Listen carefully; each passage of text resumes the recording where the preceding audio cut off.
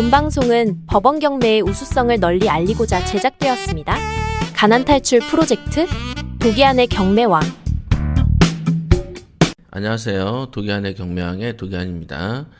자, 오늘은 그 경매와 관련된 이제 판례 하나하고 그 다음에 이제 신문 기사 이제 한 2가지 정도를 가지고 이제 잠깐 말씀드릴 건데요. 우선 이제 그 경매 관련한 어떤 그 판례를 먼저 제목을 한번 읽어드려 볼게요. 집행법원의 매각 불허가 결정을 다투는 사안, 이렇게 돼 있어요. 그러니까 우리가 이제 집행법원이란 거는 그냥 경매를 진행하는 법원을 집행법원이라고 얘기를 하죠. 그 다음에 매각 불허가 결정을 다툰다 이러면은 매각 불허가, 즉 매각을 했다는 것은 누군가가 낙찰을 받았다는 것이고, 불허가라는 것은 이 낙찰을 받게 되면은 보통 이제 일주일이 있다가 그 다음에 허가할지 불허할지를 이제 결정을 하는 시간이 있습니다. 그래서 경매는 낙찰을 받으면 한 일주일 정도, 7일 후에 이 내가 낙찰받은 물건이 허가가 될지 불허가가 될지 굉장히 그 긴장하던 때가 있었어요. 저도. 요즘에도 경매 물건을 가끔 보다 보니까 기한 옥션에 많이 나오던데, 이제 낙찰받고 나서 불허가가 결정이 난 사례도 은근히 많이 있더라고요. 왜냐면은 부동산이 오를 대로 오른 상태에서 이제 또 금리가 오르다 보니까 경매가 진행되다가 누군가가 낙찰을 받을 때 어떤 식으로든지 이 집을 지키기 위해서 이제 노력하다 보면은 뭐 채권자와의 어떤 협의 뭐 이런 것들을 전제로 해가지고 법원에 이제 불허 신청을 내는 것이죠. 그래서 불허가가 되는 사례가 은근히 좀 있습니다. 특히 부촌일수록 그렇습니다. 그리고 이제 고가의 아파트일수록 불허가를 신청하는 어떤 사례들이 가끔 보이더라고요. 그래서 이제 과거에 저 같은 경우에는 지금이야 뭐 인터넷으로 이렇게 바로바로 확인합니다만은 처음에 경매를 할 때는 이게 내가 오늘 낙찰을 받아 놓고서 한 일주일 후에 궁금한 거예요. 오후 2시 정도에 이제 법원에 있는 집행계 게시판에다가 그 법원 공무원들이 허가 불허가 여부를 붙이거든요. 근데 이제 그거 보려고 법원까지 가는 건 좀 번거롭고 귀찮은 일이잖아요. 그래서 이제 그 한 4시 정도 지나면 전화를 합니다. 그럼 법원 직원들이 전화를 잘 안 받아요. 뭐 일이 많아서 안 받는 게 아니고 서비스 정신이 부족한 거죠. 서비스 정신이 부족하다 보니까 전화를 잘 안 받습니다. 그러면 이제 뻔질나게 하다 보면 이제 한 통화 받고, 그때 이제 물어보면은 이게 허가가 됐습니다 라는 얘기를 들으면 휴 하고 이제 기다리는 시간, 요랬던 경험이 있습니다. 당시에는 이제 그 민사집행법이 조금 허술했어요. 그래서 허술해가지고 우리가 낙찰을 받아놓고 매각 허가하고 허가기간, 그 다음에 허가의 확정기간까지 총 14일 중에 채무자가 임차인들을 동원하거나 기타 다른 방법을 동원해가지고 이게 항고를 하는 경우들이 되게 많이 있었어요. 지금이야 항고 보증금 제도가 있어가지고 항고를 하려면 돈을 내놓고 10%를 내놓고 항고를 해야 되는데, 옛날에는 그런 거 없이 항고를 하니까 무조건 낙찰되면은 항고라는 제도를 아는 사람들이면 누구나 항고를 남용해가지고 일단 항고를 하고 남는 거죠. 그러면 우리가 낙찰을 받아놓고 10% 돈을 내놓고 난 뒤에 그냥 6개월씩 그냥 기간이 미뤄지는 거예요. 그런 사례들이 은근히 있었던 그런 기억이 있습니다. 그래서 이런 매각 불허 결정이 있었는데 그 사유가 뭔가를 가만히 봤더니 보통은 여러분들이 알 때 매수 보증금 있죠? 매수 신청 보증금이 보통은 최저 매각 가격의 10%를 내는 건 알고 계시죠? 그래서 이런 10% 금액이 아닌 보통 어떤 20%를 내든 30%를 내든 이런 결정은 주로 법원의 판사가 하는 것인데, 통상 그 20%로 할 때는 특별한 어떤 이제 법원의 판사의 결정이라는 게 있어야만 20%로 매각이 진행되는 것이죠. 그런데 이제 그렇지 않고 어떤 실수에 의해서 판사가 20%를 매수 보증금으로 결정하지 않은 상태에서 20%로 공고가 나가서 20%로 누군가가 낙찰을 받아버린 사례가 존재했다. 자, 그런데 그때 다른 이제 사람들이 야, 이거는 20%를 내라라고 법원의 판사가 결정한 바가 없는데 20%가 되지 않았냐, 이거 가지고 이제 그 소송을 한 사례입니다. 그랬는데 이제 법원에서의 판단은 그겁니다. 이거는 경매 절차에 그 밖의 중대한 잘못이 있는 데 해당한다라고 민사집행법 121조의 7호 그다음 123조의 제2항에 근거해 가지고 그 매각 불허 사유를 언급했는데 그 중에서 경매 절차에 그 밖에 중대한 잘못이 있는 데 해당하기 때문에 이 경우에는 매각을 불허한다 라고 이제 판결을 내린 겁니다. 한번 읽어볼게요.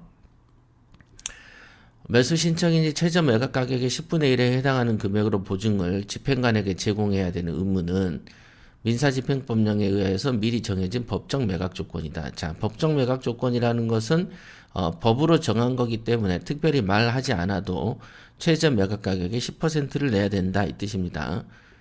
그리고 법원은 재매각은 뭐냐면 누군가가 낙찰을 받았다가 잔금을 치르지 않아 가지고 다시 경매가 진행되는 걸 재매각이라고 하죠. 그래서 이 재매각의 경우는 물론 일반의 매각 절차에서도 최저 매각 가격의 10분의 1이 아닌 다른 금액으로 보증 금액을 정할 때는 이제 그 법정 매각 조건을 변경할 수는 있으나 법원이 최저가의 10분의 1이 아닌 다른 금액으로 정하려면 이러한 내용의 결정이라는 걸 해야 된다. 결정. 근데 이런 결정이 없이, 결정이라는 건 판사의 결정이죠. 결정이 없이 다른 금액으로 매각기일 공고를 해버렸다면 이것은 위법한 공고고 이것을 모른 채 매각을 해버린 경우죠.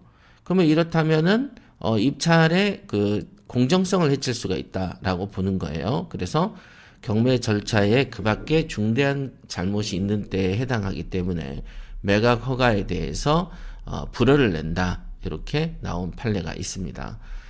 그러니까 여러분들이 이제 최저 매각 가격이 10%가 보통이지만 20%인 경우도 많이 보셨을 거예요. 재매각이면 무조건 20%가 되는 건 아니에요. 모든 것은 법원의 판사가 결정이라는 걸 통해서 하는 거거든요. 그래서 그 결정이 돼 있는지 안 돼 있는지를 확인하고 입찰하는 것도 중요한 포인트다. 왜냐하면 그렇게 하지 않고 여러분들이 1등을 했어도 지금과 같은 상황에서 중대한 절차의 하자에 해당돼 가지고 어렵게 낙찰받은 것을 다시 토해내야 되는 경우도 생길 수 있다. 이게 이 판례입니다. 이게. 자, 여기 판례를 소개해 드렸고요. 그 다음에 이제 기사 두 개를 이제 고른 것은 두 개가 이런 거예요. 지금 보니까 하나는 깡통 전세 사기 피해자를 구제하는 법을 발의했다는 거예요. 이거를 보니까 이걸 발의를 한 사람들은 조금 이상한 법을 만들었다. 정부에게 손해를 끼치고 일반 서민들에게 돈을 뿌리는 정책을 한다. 그럼 무조건 민주당입니다. 지금도 보시면은 민주당의 조우섭이라는 사람이 깡통 전세 사기 구제법이라는 것을 대표 발의했는데 이게 이제 원래 법 명칭은 주택 임차인의 보증금 회수 및 주거 안정 지원을 위한 특별법. 요런 이제 조금 황당한 법을 만든 거죠. 그래서 그게 이유가 어떤 거냐 했더니 우리가 이제 뭐라고 해야 되나 임대차 계약이 종료되고 이제 1개월 이상을 돈을 못 받아서 못 나가게 되는 그 임차인들을 한국자산관리공사 같은 이런 공공기관이 그 채권을 매수를 하라는 거예요. 강제 매수. 그러면 그 채권을 매수한 다음에, 그러니까 세입자는 그 돈 받고 나가죠. 그러면 국가가 채권을 매수한 다음에 그걸로 알아서 경매를 쳐서 받아가라 이거거든요. 그러면 국가의 재정이 이 수많은 어떤 지방의 사적 계약 아닙니까? 그죠? 임대인과 임차인 간의 사적 계약이 있는데 그 사적 계약에 있어서 경제가 이렇게 침체기에 임대인이 세를 돌려주지 못할 수도 있지만 또 어떤 경우도 있어요. 임대인의 개인 사정에 의해서 돌려주지 못할 때도 있다. 그럴 때마다 국가기관이 이 임대 보증금을 매수를 해라는 거예요. 그러면 2억짜리 집을 1000명을 매수하면 2천억을 써야 되는 거예요. 그럼 2천억을 써가지고 소송을 또 들어가려면 이걸 관리하는 직원을 또 추가 뽑아야 되겠죠. 그러면 이제 월급을 또 나가야 돼. 그런 다음에 돈을 받아내는데 걸리는 시간이 보통 14개월, 16개월 걸린단 말이에요. 그쵸? 그러면 이 국가의 재정이 얼마나 빵꾸가 나겠습니까? 자, 이런 거가 이제 모든 것을 법으로 만들어 가지고 국가의 재정을 갉아먹는 거죠. 그래서 공공기관이 엄청난 천문학적인 적자를 발생한 시기가 지금 현재 있는 민주당이 있었던 문재인 정권 때 거의 모든 공공기관들이 적자를 보는 거예요. 이유가 뭐냐? 이렇게 뿌려버리기 때문에 그렇습니다. 그럼 지금 시기가 어떤 시기입니까? 인플레이션 때문에 금리를 높이고 있죠. 그래서 시중에 깔려있는 돈을 회수하는 게 목표인데 여기에서 법을 만든다는 것이 뭘 만들었냐? 돈을 시중에 뿌리는 정책을 또 만드는 거예요, 법으로. 그러면 경제가 회복이 되지가 않죠. 그 다음에 개인 간의 사적인 계약이죠. 채권, 임대차 계약은 여기에서 국가가 얘네를 구제해 준다라는 방식으로 머리를 쓰는 거예요. 그러니까 이게 딱 전형적인 계획경제 공산주의적 사고방식이죠. 물론 북한하고 이런 중국의 공산당들은 국가 이익을 우선하지만 얘네는 개념이 없이 뿌려버리는데 그 표를 사는데 이 국가의 입법 권한을 낭비하는 것이다. 이거는 지금 보면 이거하고 지금 비슷한 법이 최근에 나오는 양곡관리법 같은 거죠. 쌀이 생산하면 무조건 국가가 사줘야 돼. 근데 제가 알아보니까 쌀은 3년 정도 지나면 폐기 처분이 되는 대상이라고 하더라고요. 근데 지금도 쌀이 넘쳐나는데 그러면 쌀을 의무적으로 사준다라고 얘기를 하면은 모든 농가가 쌀 농사를 짓는다는 것이죠. 왜? 다른 농사 지으면 예를 들면 콩을 생산하면 안 사줘. 시중에 팔아먹을 수가 없지만 쌀을 재배하면은 국가가 강제로 사게 되어 있어요. 그러면은 누구나 쌀 농사를 짓게 되겠죠. 그럼 누가 특용작물을 생산할 거고 이 농가의 생산성 증대를 위해서 균등하게 재배를 해줘야 되는 거잖아요. 국가 입장에서는 누구는 콩을, 누구는 뭐를 이래야 되는데 모든 사람이 쌀을 짓게 된다. 그러면 적어도 돈이 확보되니까. 그럼 국가가 수조 원을 투자하게 되고 그렇게 쌓인 게 3년, 4년 되면 폐기 처분해야 되고 그렇다고 북한 놈들한테 주면 안 되죠 또. 그러니까 요런 어떤 이 그 국가의 재정을 빵꾸 내고 지금처럼 돈이 많이 풀려서 인플레이션이 나오는 이 입장에서 또 그런 법하고 또 일맥상통한 법이 지금 이 법입니다. 그죠? 기존에도 주택임대차 보호법에 의해서 잘만 살았는데 얘네들이 집값을 올리고 종부세를 부과하기 위해서 전세값도 올리고 공시가격도 인위적으로 조장했던 것은 누구나 인정한다. 부동산을 아는 사람이면. 그죠? 예를 들면 김현미 국토부 장관부터. 그죠? 부동산 정책을 30번 가까이 냈는데 30번 다 똑같이 내리기는커녕 오르기만 하는 이런 엽기적인 무능. 이건 무능이 아니고 고의성이다라고 제가 말씀드렸던 적이 있을 거예요. 그러니까 고의적으로 집값과 전세값을 올렸기 때문에 갭 투자가 활성화된 겁니다. 갭 투자가. 이 분위기를 만들어야 종부세를 뜯어가고 취득세를 뜯어가니까. 그리고 뜯어간 취득세로 국민들한테 뿌리면 표가 나올 것 같으니까. 그러나 어떻게 됐습니까? 나라가 엉망진창이 된다. 그렇게 되는 거예요. 그래서 갭 투자가 극성이 돼서 빌라 왕이니 아파트 왕이니 오피스텔 왕들이 탄생하게 되고 그러면은 이렇게 너무 급등하고 갭 투자 조금만 가지고도 부동산을 살 수 있기 때문에 사기꾼들이 들러붙게 되는 거예요. 일단 사기 사건이 발생했다는 건 경제 관리, 국가의 통제 기능이 상실했다는 것이죠. 그죠? 그래서 이 그 전세 가격의 폭등, 갭 투자의 원인이 됐던 거에 하나의 도움이 됐던 것이 뭐냐면 LH공사, SH공사 이런 겁니다. 그러니까 전세 대출금. 일반적으로 그 집의 전세가 1억인데 LH에서 전세금을 대줄 때는 1억 2천도 해주고 3천도 해줍니다. 그러면은 임차인 입장에서는 좋은 것 같잖아. 돈을 많이 뿌려주니까. 그렇지만 어떻게 됐습니까? 임차인은 어차피 1억 2천을 해주면 빚입니다. 그런데 원래 전세가 1억짜리 집에다가 1억 2천에도 들어오기 때문에 그 임대사업자는 가능하면은 일반 임차인보다도 LH 전세를 끼는 임차인을 들이려고 할 것이고 그러다 보니까 시세하고 조금밖에 차이가 안 나니까 어떻게 됩니까? 갭 투자를 하는 애들이 생기기 시작하는 것이죠. 그러다 보니까 경제가 어려워지니까 어떻게 돼요? 이제 다수의 임차인들이 망하기 시작하는 거죠. 원래 1억짜리 집을 1억 2천씩 빌려준 국가가 있다 보니까 빚이 1억 2천이 되어 있는 거예요. 그죠? 그러다 보니까 빌라왕, 아파트왕, 사기꾼 붙었죠. 갭투자 세력 이빠이 붙었죠. 그 다음에 LH 전세에서 시세보다 더 높은 금액으로 전세자금 대주죠. 그러니까 LH의 부실화가 되는 거예요. 이게 악순환인 거야. 근데 그렇게 됐는데 이제는 더더군다나 임차인한테 1개월만 지나도 돈을 먼저 한국자산관리공사나 국가기관이 이 채권을 사주고 알아서 돈을 국가가 받고 국민들은 먼저 구한다. 이러면 왠지 국민 위한 것 같잖아. 좀 전에 말씀드렸죠.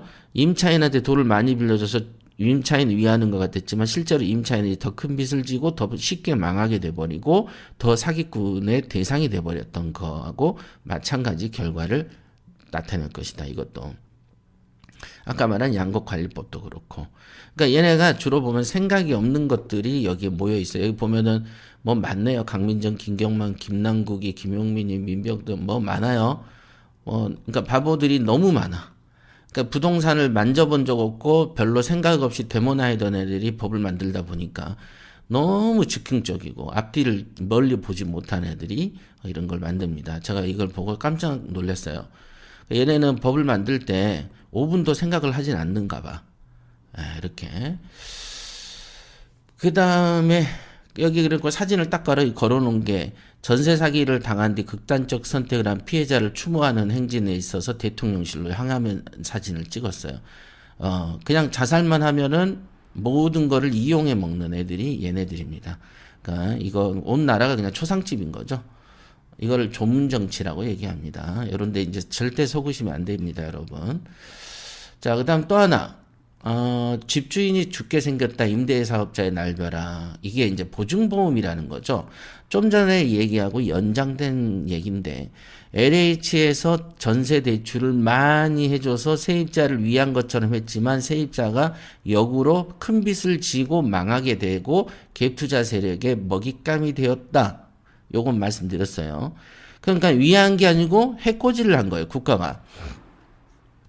그러면 자기들이 LH 쪽에서 보증금을 높게 빌려줬기 때문에, 그러면 LH 입장에서는 어떻습니까? 자기 돈을 띄면 안 되잖아. 국가의 세금이니까.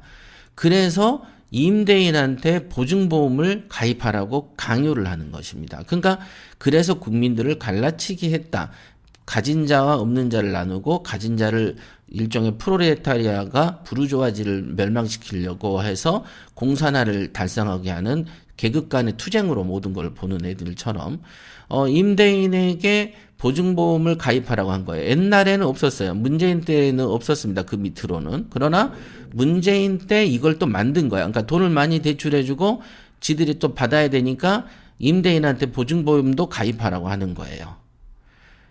왜? LH에서 1억짜리 전세를 1억 2, 3천에 빌려주고 5천짜리 전세를 7, 8천까지 빌려준 게 LH 방식이에요. 이거는 굉장히 나쁜 방식으로 사기꾼을 양산했던 거예요. 정부 차원에서 5년 내내. 자, 그래 놓고서는 그 돈을 안 떼기려면 보증보험을 걸으라는 거예요. 그러면 어떻게 됩니까? 임대인은 더 힘들죠.